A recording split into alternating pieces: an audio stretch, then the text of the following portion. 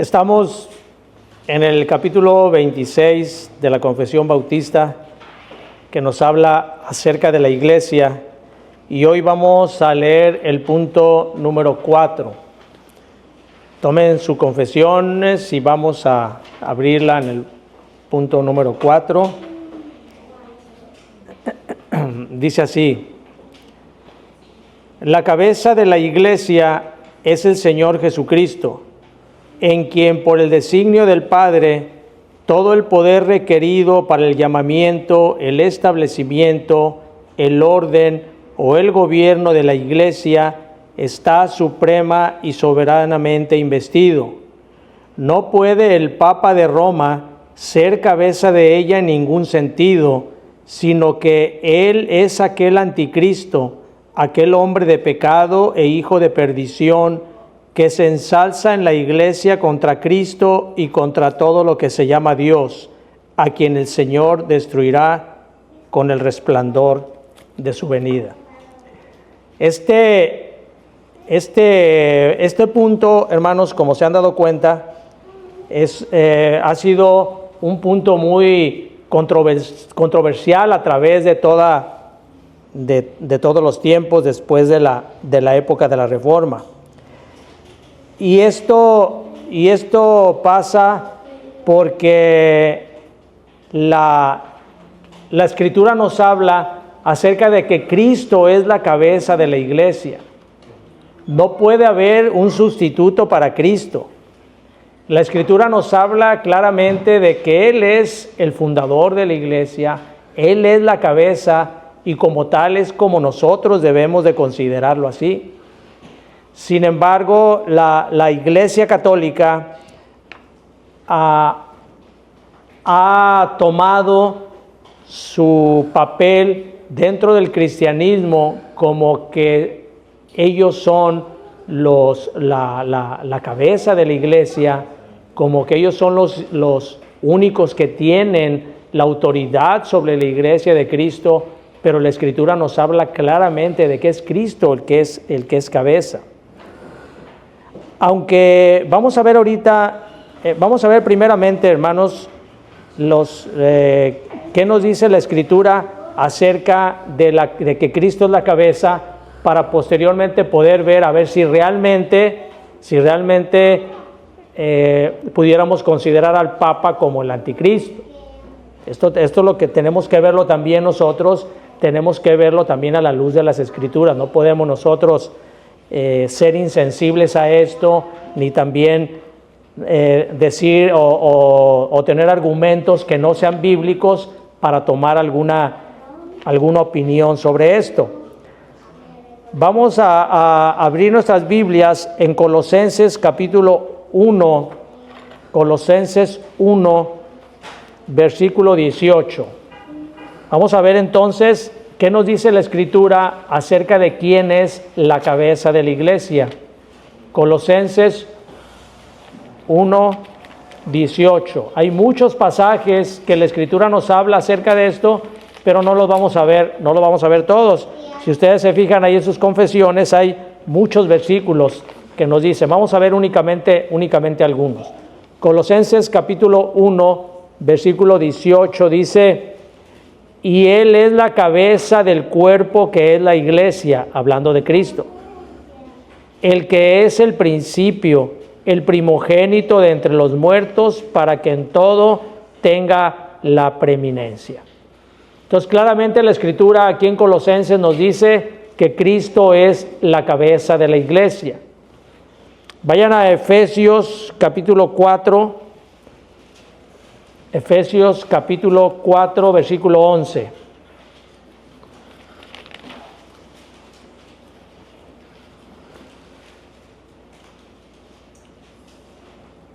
Dice: y Él mismo, hablando también de Cristo, constituyó a unos apóstoles, a otros profetas, a otros evangelistas, a otros pastores y maestros, a fin de perfeccionar a los santos para la obra del ministerio, para la edificación del cuerpo de Cristo, hasta que todos lleguemos a la unidad de la fe y del conocimiento del Hijo de Dios, a un varón perfecto a la medida de la estatura de la plenitud de Cristo. Sigue diciendo, Dice, vamos hasta el versículo 15, sino que siguiendo la verdad en amor crezcamos en todo aquel que es la cabeza, esto es Cristo, de quien todo el cuerpo bien concertado y unido entre sí por todas las coyunturas que se ayudan mutuamente, según la actividad propia de cada miembro, recibe su crecimiento para ir edificándose en amor. Aquí nos está hablando acerca de que Cristo es la cabeza del cuerpo que es la iglesia. Nos está hablando desde el versículo 11, cómo el Señor Jesucristo, siendo cabeza, Él es el que determina cómo ha de funcionar esa iglesia. El apóstol Pablo lo menciona en repetidas ocasiones, que la iglesia es como un cuerpo. En ese cuerpo donde todos somos miembros y cada uno actúa de acuerdo a los dones que nos ha dado el Espíritu Santo. Pero Cristo sigue siendo la cabeza. Ahí mismo Efesios capítulo 1, Efesios 1, versículo 20, dice, y sometió todas las cosas bajo sus pies y lo dio por cabeza sobre todas las cosas a la iglesia, hablando nuevamente de Cristo, la cual es su cuerpo, la plenitud de aquel que todo lo llena en todo. Nuevamente vuelve a decir que Cristo es la cabeza del cuerpo que es la iglesia. Así que, hermanos, nosotros no tenemos ninguna duda de que Cristo es la cabeza de la iglesia. Esto nos habla acerca de cómo también nuestro Señor Jesucristo pastorea a su iglesia. Él es el pastor de su iglesia. Vayan a Juan capítulo 10, versículo 14. Juan 10, 14.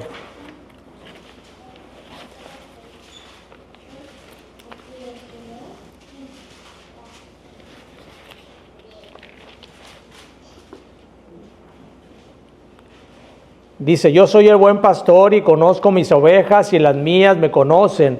Así como el Padre me conoce, yo conozco al Padre y pongo mi vida por las ovejas.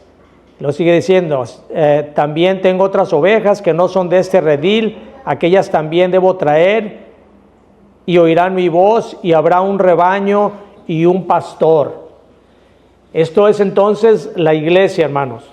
La iglesia está conformada por todos aquellos que pertenecemos al rebaño de Cristo, y Él es la cabeza y es el pastor, es el que nos pastorea Él a su iglesia. Por eso su iglesia, lo hemos visto ya en los pasajes anteriores de este capítulo que hemos estado viendo, la iglesia está conformada por todos aquellos que hemos reconocido al Señor Jesucristo como nuestro Señor y como nuestro Salvador. Es una iglesia invisible, en cierta manera, no que andemos todos como fantasmas. Es invisible porque únicamente el Señor sabe quiénes son realmente los que pertenecen a Él.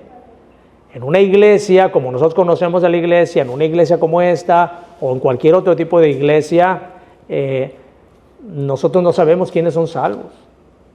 Puede ser, y de hecho en las iglesias hay personas que no son salvas. Únicamente el Señor sabe quiénes son. En iglesias pequeñas o en iglesias grandes hay personas que aún dando demostraciones de que son fieles al Señor, no son salvas. Pero únicamente el Señor lo sabe, nosotros no podemos. Quizá podamos a lo mejor dilucidar algo por el comportamiento de las personas, pero es únicamente el Señor el que sabe. No podemos nosotros juzgar o prejuzgar a nadie de esa manera. Entonces el punto primero de esta apartado 4 nos da claramente, no hay ninguna duda de que la Escritura nos diga o nos haga saber que Cristo es la cabeza de la iglesia. Ahora, la siguiente párrafo de esto, que dice, no puede el Papa de Roma ser cabeza de ella en ningún sentido, sino que él es aquel anticristo, aquel hombre de pecado, hijo de perdición, que se ensalza en la iglesia contra Cristo y contra todo lo que se llama Dios, a quien el Señor destruirá con el resplandor de su venida. Muchos de los de los que seguimos la confesión bautista en diferentes épocas no han estado de acuerdo con esta afirmación. De hecho, yo no estoy de acuerdo con esta afirmación por lo que vamos a ver a continuación. No se puede determinar, la Escritura no nos habla de que el anticristo sea una persona determinada. El tiempo no nos daría para hacer un estudio acerca de lo del anticristo, pero vamos a tratar de explicar esto de una manera más concisa para ver y poder nosotros estar en condiciones de ver si realmente lo que dice la confesión aquí en cuanto al Papa va de acuerdo a la Escritura. Recuerden, hermanos, y aquí nos encontramos con un ejemplo claro de que la confesión no es perfecta, porque no es un libro inspirado, pero la palabra de Dios sí. Entonces nosotros tenemos que ir a las Escrituras para ver qué nos habla la Escritura acerca de todo lo que veamos en la confesión.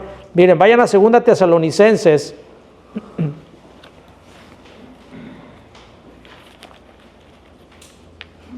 capítulo 2.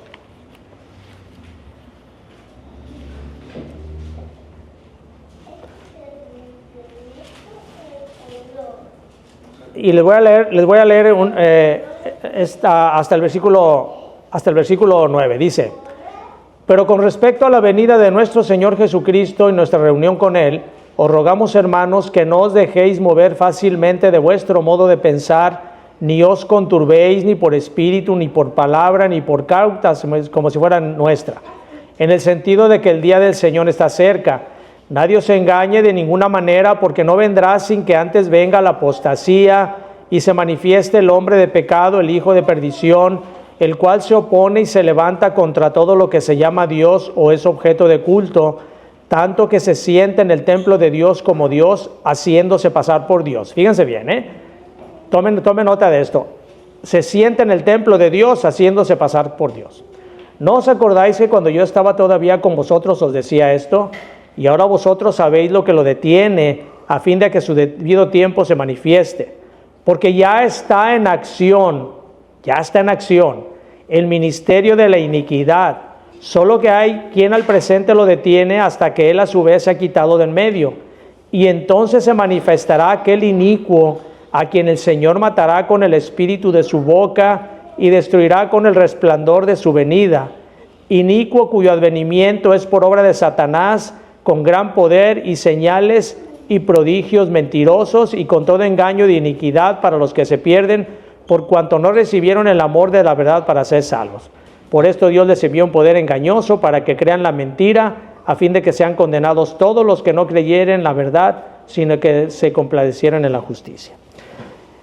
El anticristo de que nos habla aquí la confesión, como les digo, no vamos a hacer algo muy extenso, pero podemos hacerlo en uno de estos días si gustan.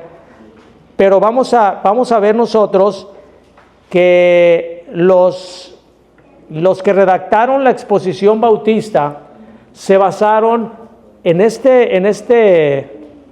capítulo de Tesalonicenses, porque efectivamente el papado sí tiene algunas características en las cuales el apóstol Pablo nos previene de que iba a ocurrir. Miren, por ejemplo, si ustedes le preguntaran a un católico en la calle quién es el representante de Dios en la tierra, les va a decir que el Papa. Y eso es lo que nos está diciendo aquí el pasaje que estamos viendo. El Papa se presenta como representante del Dios en la tierra. Dice la Escritura que se va a sentar en el templo de Dios. ¿Quién se sienta en lo que se llama la Iglesia universal o la Iglesia católica? El Papa se sienta en el lugar de Dios. Nos dice que iba a introducir doctrinas contrarias al Evangelio. La Iglesia católica enseña doctrinas contrarias a la salvación por gracia. Ellos enseñan que la salvación es por gracia más obras. Enseña la veneración de imágenes. O sea, son doctrinas contrarias a las Escrituras. Nos habla aquí también este pasaje de que iban a perseguir a todos los que siguieran a Cristo. Y la Iglesia Católica durante muchos años estuvo persiguiendo a los fieles. Los apresaban con la Santa Inquisición. Entonces, cuando los reformados redactan la confesión bautista, lo que hacen ellos es basarse en eso para decir que el anticristo era el hombre de pecado, el hijo de perdición, era el Papa. Sin embargo, nosotros podemos ver que el anticristo no se trata de una persona específica, sino que se trata de toda una forma de ver al cristianismo. La palabra anticristo únicamente aparece 3 veces en la Escritura y todos ellos nos habla el apóstol Juan. Y siempre nos dice que el anticristo es todo aquel que se opone a Cristo. Los anticristos no es únicamente el Papa, que pues sí pertenece a eso, pero pueden ser muchos, hay muchos los anticristos. Todo aquel que se opone a Cristo es anticristo. Por eso no están de acuerdo, yo no estoy tampoco de acuerdo en que sea nombrado de esa manera como el anticristo, pero sí que es una especie de anticristo. ¿Ok? Vamos a ver entonces en un estudio que hagamos posteriormente, si el Señor lo permite, vamos a ver acerca de este tema, porque está muy interesante y necesitamos nosotros estar prevenidos de todo aquello que se va a dar. ¿Ok? Entonces, esto, como les digo, ellos lo hicieron, redactaron esto por la razón de que ellos veían ciertas características del papado de Roma con lo que se manifestaba aquí en Segunda de Tesalonicenses. Pero tendremos que verlo, es un apartado muy especial que tenemos que ver. Muy bien, hermanos, aquí vamos a dejar este estudio. Sé que hay muchas dudas, sé que se quedan con algunas cosas, pero miren, hermanos, lo que pasa es que nosotros hemos sido enseñados en el dispensacionalismo. Y el dispensacionalismo trae muchas cosas fantasiosas que nosotros tenemos que ir aprendiendo y quitarnos poco a poco a la luz de la palabra de Dios, a la luz de la Escritura. Muy bien.